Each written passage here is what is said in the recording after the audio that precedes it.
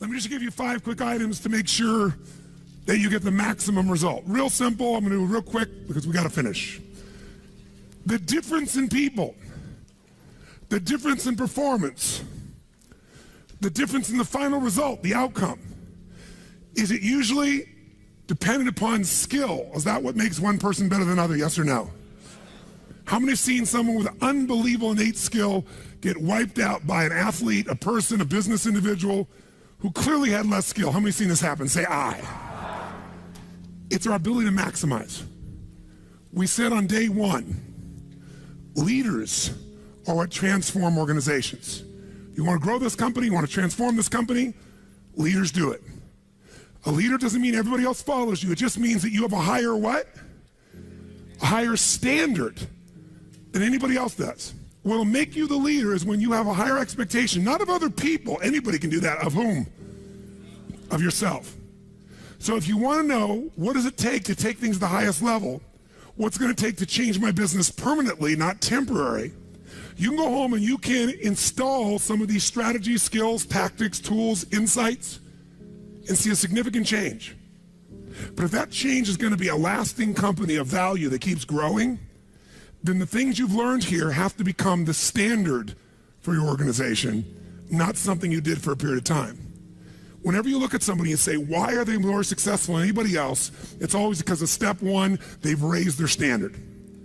If you go back home and you want to change your life in any way, personally, professionally, or your company, as boring as it sounds, as stupid as it ain't it sounds, you might say, I spent all this time, this energy, this money, and you're going to tell me to raise my standards? Yes. Because even though that's not sexy, it is the only thing that creates lasting change. You can go on a diet and you can lose weight, but what will that person eventually do? They'll go where?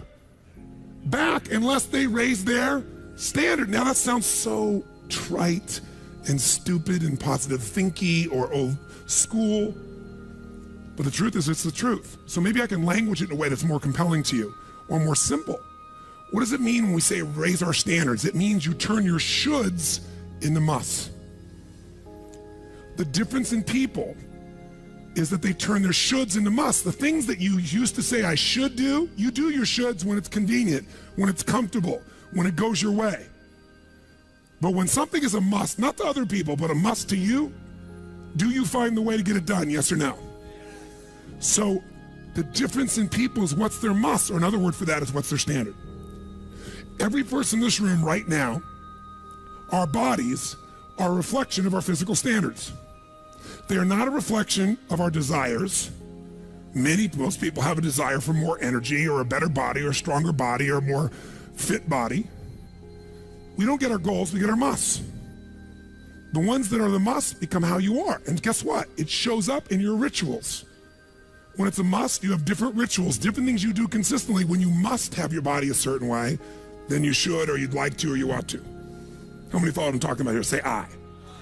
So whether we want it or not, the only way to change your body long term is change what the must is for you. Now, I'm not telling you what it should be. Who the hell am I?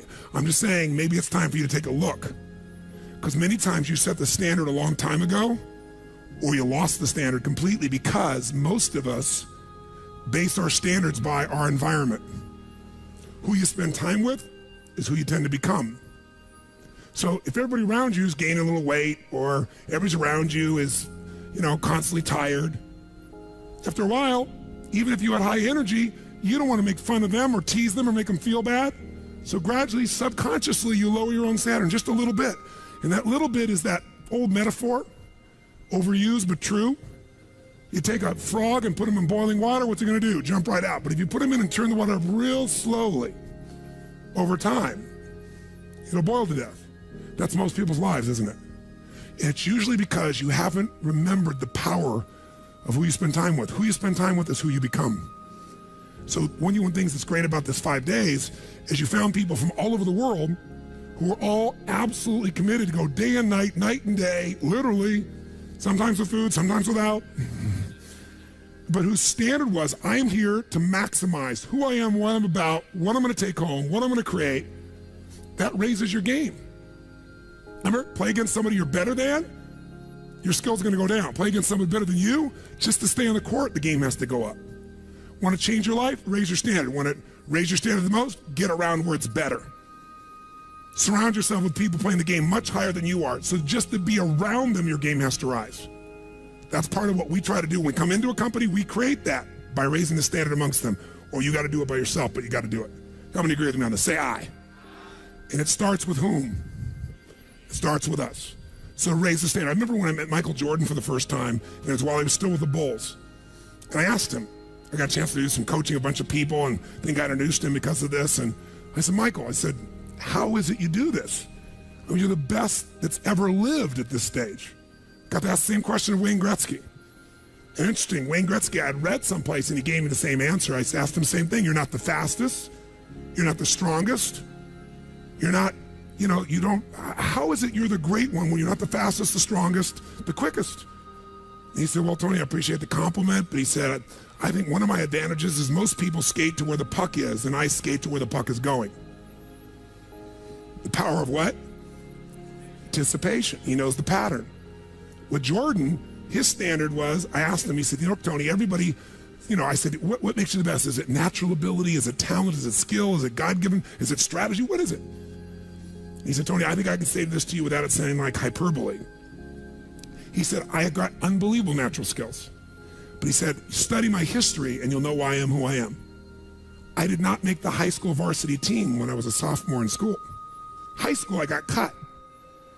He said, I had a lot of natural talent, but the greatest gift of my life was a coach who said, you're not on the team. And I looked at him, I laughed at him. I said, you got to put me on the team. I'm the most talented guy out there. He said, no, you're not. He said, you have a lot of natural talent, but you have no heart, no absolute commitment, no real drive. You're not on my team. And it just crushed him. And finally he negotiated and he said, look, you want to be on my team next year? Simple. Meet me every morning before school for a one-on-one practice, and I'll take this raw talent and I'll teach you discipline. I'll show you how to raise your standard. And if you show up the whole year, I'll guarantee you a spot next year. And if you don't, probably the same outcome's going to happen when you try out next year. He couldn't believe it. And guess what? Most people don't know. Michael Jordan got up every morning and drilled and drilled and drilled and didn't get to be on the team. And next year he was on the team, and he was not only good, he was great. Guess when his career exploded? When he lost again, championship to Detroit. And he was on the bus. He said he was crying in the back of the bus, physically crying, pissed off at all the other players that they hadn't done their job. And something inside of him snapped and realized, crying, whining, blaming everybody else is not the problem. I need to raise my, because he realized that's what did it for him originally. And you know what he did that year? He lifted weights like never in his entire life. He decided he was going to dominate every person, every floor, every place, every spot in the country. He's going to be stronger than anybody. He practiced like he'd never practiced in his life. And oh, by the way, he won how many NBA championships? How many in a row? 3. Retired, came back and won how many in a row? 3. Never anybody in history would even dream of such a thing, especially after retirement. That's the power of raising your standard. But guess who he competes with? Michael told me one time, he goes, Tony, if I competed with other people, I wouldn't be who I am. He said, my competition is with the best I can be. They're trying to compete with me. That's why I beat them. Because they're competing with where I am. But I'm competing with where I can be. Think about that mindset. Think how your life would be different if you raised the standard of what you expected from yourself, not your people, yourself, to that level. How things could shift. It's all about changing your shoulds to musts. It's all about going back and saying, this is how it's going to be. It's like when Gary Vee was here and guys were saying, man, I'm working so hard, man. I work from 9 to 6. He goes, yeah, what are you doing from 8 to 2? 8 p.m. to 2 a.m. That's when you master your craft. I always say to people, it's what you practice in private that you'll be rewarded for in public. People say, oh my God, you have this great ability, this great skill. They didn't see all the hours. This class, this course, I know tons of the stuff like the back of my hand. But if you talk to my team who's exhausted, they'll tell you we're up to 4 a.m. almost every night. To be able to figure out how to provide for you a life cycle and get it to be real so you can think about Nike and give you accurate information about when did they really get to young adult, when they fall down. We had to make phone calls, read financials, do all kinds of stuff. We did all that stuff. We were doing all these things and we've accomplished so much, and I figured out how to make it even better. That level of commitment is what makes you great at what you do and gives you that little edge that makes you stand out from everybody else. And that standing out is what makes somebody absolutely own an industry or brand themselves like nobody else in the world. That process is what this is about. Raise your standard. When you got to go home, you got to say, where are we going to raise the standard? What am I going to take that's been my should and make it absolute must? Where are we going to do that as a team and how are we going to pull it off? Now, who here has ever, by the way, your income right now is a result of your standards as well. It's not the industry and it's not the economy. Who here is making more money today than you made 10 years ago? Let me see your hands. How many feel like it's not enough today? Let me see your hands. And how could that be? Real estate's so cheap now. Computers are cheaper than they were then. You get so much more for your money. Because once you achieve a level, who knows what happens? You immediately, you close the gap, you create a new gap. That's because that's what makes us grow. Who's willing to go back to where you were 10 years ago? Not many. Some of you would be because it's gotten worse in the last 10 years for you. But the majority, there's no way. See, once you're fortunate enough, if you don't like cleaning house, once you're fortunate enough to have somebody clean your toilets, you will not be doing that again. Unless you like that. You'll find somebody who loves cleaning toilets and you'll pay them handsomely. Because now to go back and do that, once you've had the privilege of not having to do that, it's a different game. It's a gross metaphor, but who gets what I'm talking about here? Say I. Once you have a must, you find a way to get to it. Every one of you in this room is earning what you must earn, not a dime more. Don't get me wrong, you might have big goals, big desires, but it's not a must for you. Because even when the economy crunches, if it's a must, you will find the way. How many agree with me on this? Say I. See, when it was a must for me to get at one level, I did. I remember it was a must for me to finally make $1 million a year. I had my son Jarek going to be born. I swore I would never have a child unless I was financially set, and I wasn't financially set, and he was on his way. I went from $38,000 a year to making $1 million a year in the next 12 months. And that was all BS. In my head, I thought all my growing up, all the pain was because my parents fought because there was no money. They would have fought anyway.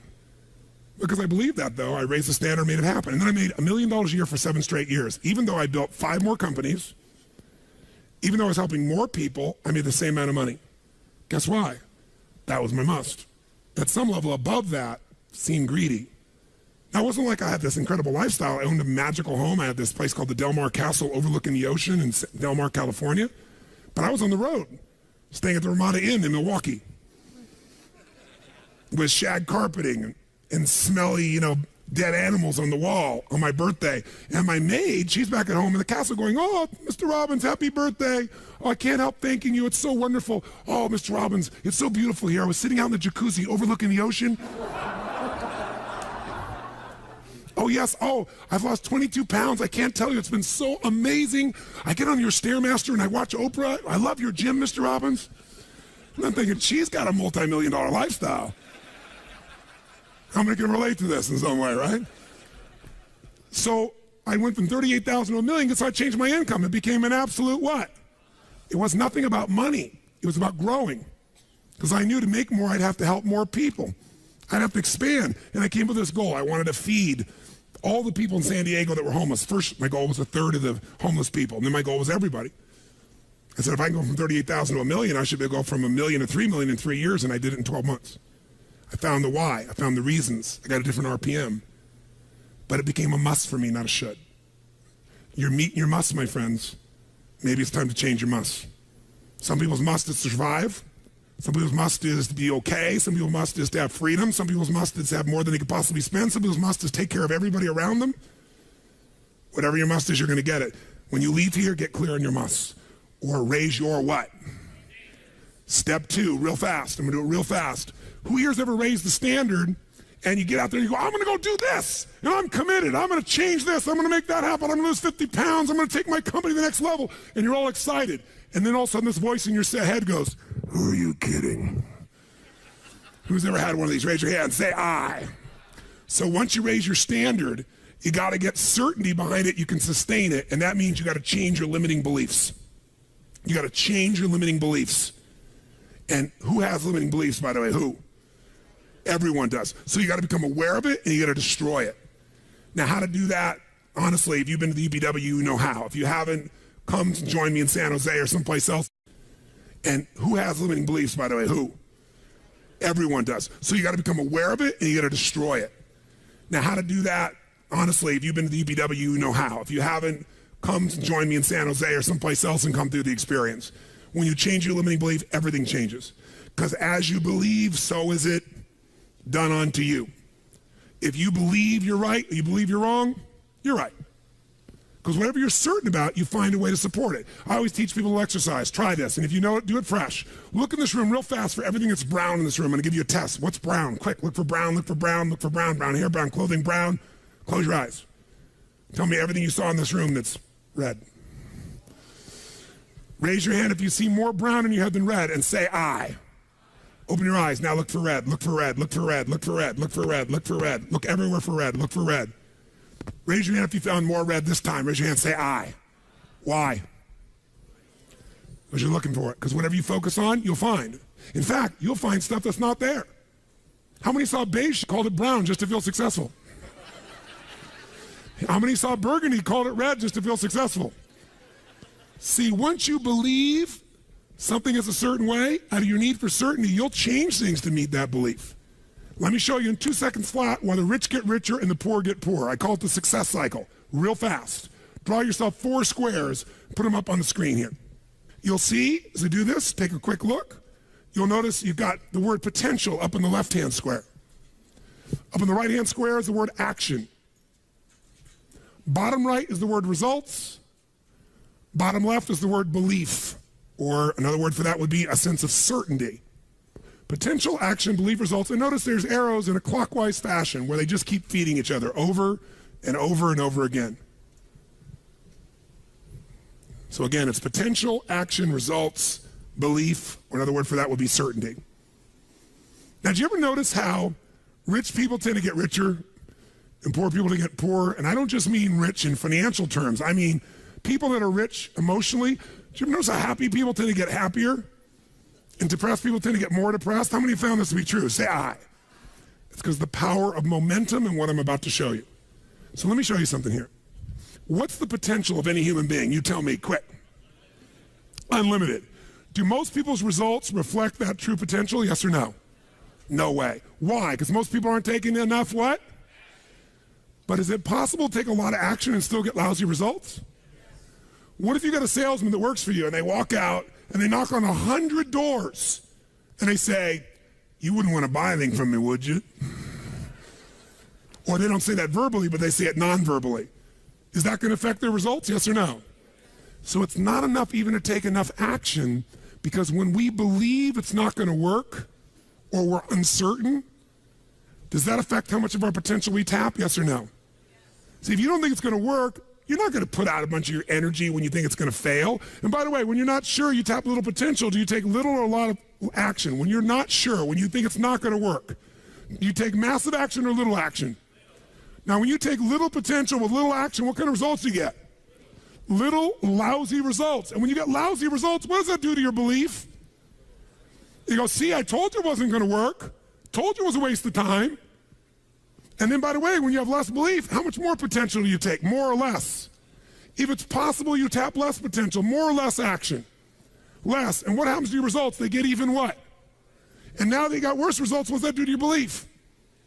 And by the way, now you see the current economy. Isn't it true?